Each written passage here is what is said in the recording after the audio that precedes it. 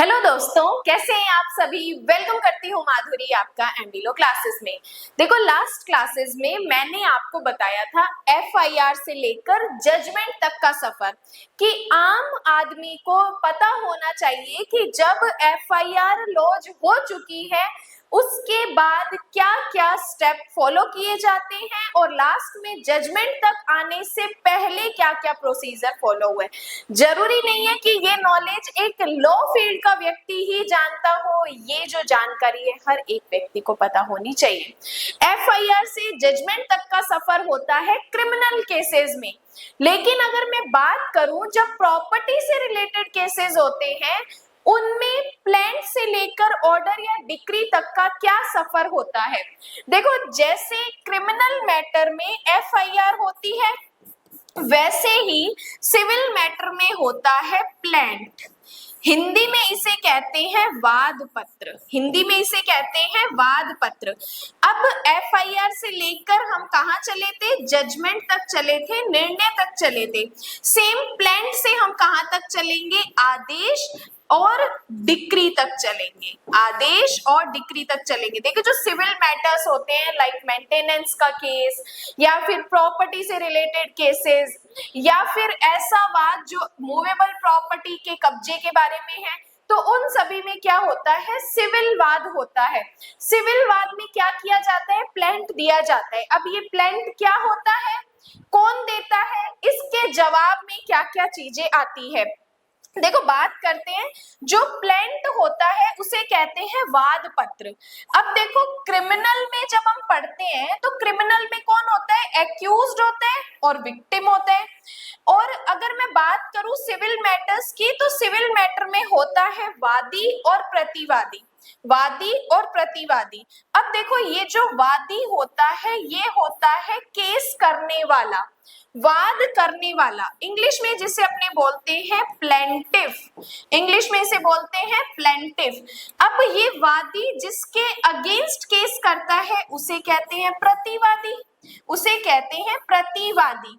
English में इसे कहते हैं डिफेंडेंट। डिफेंडेंट। अब देखो, क्रिमिनल में जिसने एफआईआर की उसे कहते हैं शिकायतकर्ता या कंप्लेनेंट। सिविल में जिसने वाद किया उसको कहते हैं वादी या प्लेंटिफ। अब इस वादी ने क्या किया, प्लांट दाखिल किया। क्रिमिनल में क्या हुई थी, एफआईआर हुई थी, सिविल में होता है प्लांट। हिंदी में इसे कहते हैं अपने वाद पत्र। अब देखो, वादी ने क्या किया, वाद पत्र किया। यहाँ पे प्रतिवादी इस वाद पत्र का जवाब देता है रिटन स्टेटमेंट से, जिसे कहा जाता है लिखित कथन। तो अब कंफ्यूज नहीं होना, वादी वाद पत्र देता है, प्रतिवादी उसके जवाब में लिखित कथन पेश करता है। अब देखो, सबसे पहली स्टेज होती है फाइलिंग ऑफ प्लेंट, दावा दायर करना या वाद दायर करना। अब ये दावा कौन करता है, वादी करता है। वादी क्या करता है, कोर्ट में एक प्लेंट पेश करता है। अब ये प्लेंट क्या होता है, इसके अंदर क्या चीजें लिखी होती है, ये सब हमें बताता है सिविल प्रोसीजर कोड का ऑर्डर नंबर 7। अब वाद पत्र में लिखा होता है कि इस नाम के व्यक्ति ने मेरे साथ ये अपराध किया है, इस नाम के व्यक्ति ने मेरी प्रॉपर्टी का कब्जा ले लिया है, मेरी प्रॉपर्टी को हड़प लिया है, मुझे इससे इतना रिलीफ चाहिए। ये सारी चीजें क्या होती है, प्लेंट में होती है। अब जब प्लेंट कोर्ट में दाखिल कर दिया तो अब कोर्ट क्या करता है, इसकी जांच करता है। अब कोर्ट यहाँ पे जब जांच करता है तो वो ये देखता है कि क्या ये वाद जो मेरे सामने आया है क्या ये मेंटेनेबल है या नहीं है, पोषणीय है या नहीं है, इसे चालू रखना चाहिए या नहीं रखना चाहिए। तो कोर्ट देखती है कि केस मेंटेनेबल है या नहीं है। अगर कोर्ट को लगता है कि यस, प्लेंट में जो चीजें लिखी है वो सही है तो कोर्ट उसको एडमिट कर लेगा। अब प्लेंट को एडमिट करने के बाद कोर्ट क्या करेगा, सम्मन इश्यू करता है। सम्मन का मतलब होता है कि न्यायालय आपको कोर्ट में बुला रहा है और आपको एक नोटिस भेज रहा है जिसमें आपको बता रहा है कि इस दिन इस टाइम पे कोर्ट में हाजिर हो जाओ। उस नोटिस को सिविल में क्या बोलते हैं? सम्मन बोलते हैं, जो कि डिफेंडेंट को भेजा जाता है, प्रतिवादी को भेजा जाता है। तो सबसे पहले हमने क्या किया? प्लेंट दाखिल किया, फिर कोर्ट ने उस पे जांच की कि जो ये वाद है मेंटेनेबल है या नहीं है। देन कोर्ट क्या करता है? सम्मन इशू करता है। सम्मन भेजता है, किसको भेजता है? जो एडवर्स पार्टी होती है, जो विरोधी पक्षकार होता है। विरोधी पक्षकार कौन? डिफेंडेंट है, तो डिफेंडेंट को भेजेगी। अब डिफेंडेंट को जब हमने सम्मन भेज दिया तो अब डिफेंडेंट क्या करेगा? जैसे मैंने आपको बताया, डिफेंडेंट अब वहां पर क्या करेगा? रिटन स्टेटमेंट पेश करेगा, प्लेंट का जवाब देगा कि क्या वो जो प्लेंट में बातें लिखी है उसको एडमिट करता है या डिनाई करता है। तो फोर्थ में हम पढ़ते हैं रिटन स्टेटमेंट, जिसे हिंदी में कहते हैं लिखित कथन। डिफेंडेंट अपना रिटन स्टेटमेंट फाइल करता है जिसमें वो चीजों को एक्सेप्ट करता है कि जो वादी ने कही वो मैं स्वीकार कर रहा हूँ या स्वीकार नहीं कर रहा हूँ। जनरली ये जो कितने दिन में रिटन स्टेटमेंट पेश करना होता है? 30 डेज में पेश करना होता है।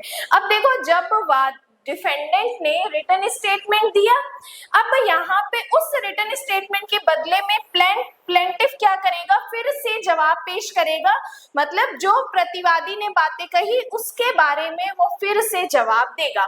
देन कोर्ट क्या करेगी? अब इशू फ्रेम करेगी। अब इशू फ्रेम का मतलब, जैसे हम क्रिमिनल में हमने पढ़ा था चार्ज फ्रेमिंग करना, मतलब एक्यूज्ड के ऊपर एलिगेशन लगाए जाते हैं, सेम सिविल में क्या होते हैं? इशू फ्रेम होते हैं। मतलब जो पार्टीज के बीच में एक्चुअल में विवाद क्या है, उस एक विवाद के जो कारण है उसको डिसाइड किया जाता है कि कोर्ट दोनों साइड की प्लीडिंग, अब यहाँ पे एक वर्ड यूज किया गया है प्लीडिंग। प्लीडिंग का मतलब है कि कोर्ट ने वाद पत्र को भी देखा और कोर्ट ने रिटन स्टेटमेंट को भी देखा। मतलब प्लेंट और रिटन स्टेटमेंट की प्रोसीजर को क्या कहा जाता है? प्लीडिंग कहा जाता है। प्लीडिंग पढ़कर डिसाइड करती है कि कौन से इशू डिसाइड करने हैं और कौन से नहीं। अब कोर्ट ने इशू फ्रेम कर लिया। अब इशू फ्रेम करने के बाद कोर्ट बोलेगी कि आपके पास जो जो एविडेंस है उनको कोर्ट में पेश कर दो।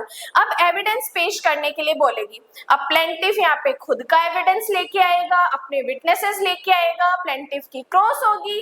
देन डिफेंडेंट भी क्या करेगा? अपने एविडेंस लेके आएगा और डिफेंडेंट की भी क्या की जाएगी? क्रॉस एग्जामिनेशन की जाएगी। अब बात करते हैं लास्ट फाइनल आर्ग्यूमेंट में। अब दोनों पक्षों ने अपने एविडेंस पेश कर दिए, तो अब इन दोनों के बीच क्या होगी? फाइनल आर्ग्यूमेंट होगी। दोनों साइड्स अपने अपने क्या करेंगे? आर्ग्यूमेंट्स कोर्ट के सामने रखेंगे, जो कि लॉ के पॉइंट्स पर भी हो सकता है और फैक्ट पर भी हो सकता है। अब आर्ग्यूमेंट सुनने के बाद कोर्ट फाइनल में क्या करेगी? अपना जजमेंट या ऑर्डर दे देगी। अब यहाँ पे जो जजमेंट या ऑर्डर दिया जाता है, इसी के बेस पे क्या की जाती है? डिक्री तैयार की जाती है। देखो, ऑर्डर बहुत सारे पेजेस का हो सकता है, लेकिन उसको समरी तरीके से, छोटे तरीके से नोट करना, कंक्लूजन लिखना क्या होता है? डिक्री होता है। तो डिक्री में क्या किया जाता है? कोर्ट के डिसीजन लिखित रूप में दिए जाते हैं और उनका क्या होता है? कंक्लूजन होता है। अब इस डिक्री की अगर कोई अपील करनी है तो देन अपील में जा सकते हैं, रिव्यू है तो रिव्यू, रिवीजन है तो रिवीजन, रेफरेंस, रिव्यू, रिवीजन तीनों हो सकते हैं। अब ये चीजें तो मैंने आपको बताई कि आपको इस तरीके से याद रखनी है। अब इसी का मैं आपके सामने एक डायग्राम दिखा रही हूँ। इस डायग्राम को आप अपने नोट्स में लिख सकते हो। जैसे मैंने क्रिमिनल में भी एक डायग्राम बताया था जो आपको बहुत हेल्प करने वाला है, इसी तरीके से सिविल में भी आपको याद करना है। सबसे पहले क्या होता है? सिविल में प्लेंट फाइल होता है, वाद पत्र दाखिल होता है। वाद पत्र वादी ने दिया, तो अब दूसरी पार्टी भी तो हमें कोर्ट में चाहिए, तो देन क्या करते हैं? उस दूसरी पार्टी को कोर्ट में बुलाने के लिए कोर्ट सम्मन इशू करता है। सम्मन इशू कर दिया तो दूसरी पार्टी आके सीधी खड़ी तो रह नहीं जाएगी, अब वो अपना जवाब पेश करेगी। जब वो जवाब पेश करती है तो उसे कहा जाता है रिटन स्टेटमेंट देना। अब वादी ने प्लेंट किया, कोर्ट ने डिफेंडेंट को सम्मन भेजा, डिफेंडेंट आया तो उसने अपना रिटन स्टेटमेंट दिया। अब रिटन स्टेटमेंट देने के बाद कोर्ट यहाँ पे क्या करती है? प्लेंटिफ की सॉरी, इसमें कोर्ट क्या करती है, आगे जांच करती है कि ये जो मेरे सामने बात आया है क्या ये मेंटेनेबल है या नहीं है। अगर वो मेंटेनेबल है तो कोर्ट क्या कर देगी, इशू फ्रेम कर देगी। इशू फ्रेम होने के बाद कोर्ट क्या करेगी, ट्रायल स्टार्ट करेगी। ट्रायल मींस प्लेंटिफ को एविडेंस लेगी, प्लेंटिफ की एग्जामिनेशन करेगी, डिफेंडेंट की एविडेंस लेगी, डिफेंडेंट की एग्जामिनेशन करेगी। एग्जामिनेशन करने के बाद फाइनल आर्ग्यूमेंट होती है। फाइनल आर्ग्यूमेंट के बाद अगर लगता है कि यस अपराध हुआ है तो यहाँ पे क्या कर देगी, केस यहाँ पे क्या कर देगी, ऑर्डर दे देगी। अगर ऑर्डर देगी तो उसकी क्या की जाती है, डिक्री तैयार की जाती है, और अगर उसकी कोई अपील है तो अपील में भी जाया जा सकता है। लेकिन फाइनल आर्ग्यूमेंट से पता नहीं क्लियर हो रहा कि वाद आगे नहीं चलना चाहिए, वाद जो है आगे योग्य ही नहीं है, तो वहां पे क्या कर दिया जाएगा, उसको डिसमिस कर दिया जाएगा। तो इस तरीके से प्लेंट से लेकर ऑर्डर तक की, डिक्री तक की, अपील तक का प्रोसीजर मैंने आपको बताया है। मैंने पूरी कोशिश की है कि पूरी सीपीसी में जो हम ऑर्डर्स एंड सेक्शंस पढ़ते हैं उनको कंप्लीट छोटे तरीके से आपके सामने कैसे पेश किया जाए। अब यहाँ पर ये जो चीजें डायग्रामेटिक फॉर्म में बताई गई है यही सेक्शंस बताते हैं, यही ऑर्डर्स बताते हैं कि कब पार्टीज को सम्मन होता है, कब विटनेसेस को सम्मन होता है, कब प्लीडिंग होती है, कब वाद पत्र होता है, कब रिटन स्टेटमेंट होता है। तो इन सभी के लिए सेपरेट ऑर्डर्स हमारी सीपीसी में दिए हुए हैं।